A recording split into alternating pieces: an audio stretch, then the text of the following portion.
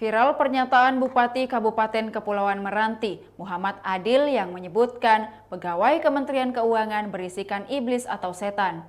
Pernyataan itu dilontarkan Muhammad Adil ketika sedang melaksanakan rapat koordinasi nasional pengelolaan pendapatan belanja daerah di Pekanbaru pada Kamis 9 Desember 2022.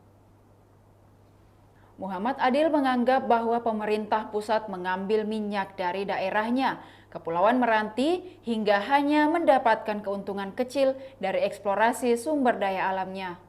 Adil mengeluarkan unek-uneknya di hadapan Direktur Jenderal Perimbangan Keuangan, Kementerian Keuangan Luki Alfirman. Pada sesi tanya jawab, Adil mempertanyakan ihwal dana bagi hasil minyak di Kepulauan Meranti kepada Kementerian Dalam Negeri dan Kementerian Keuangan.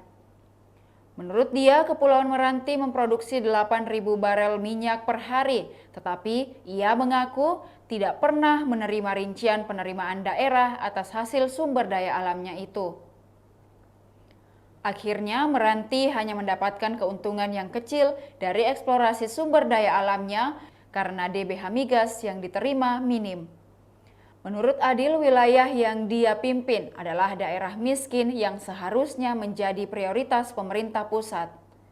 Ia juga mengeluhkan pemerintah daerah yang tak bisa leluasa bergerak membangun di daerah dan memperbaiki hajat hidup orang banyak karena sumber daya alamnya disedot oleh pemerintah pusat.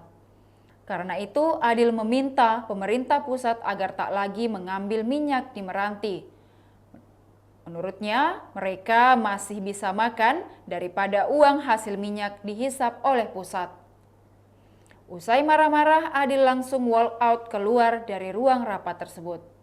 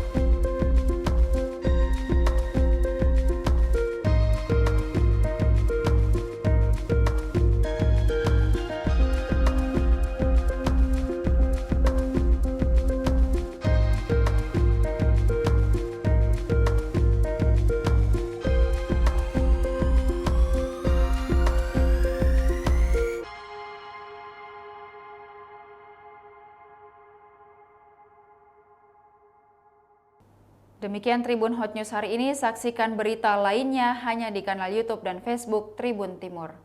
Terima kasih sudah nonton, jangan lupa like, subscribe, dan share ya!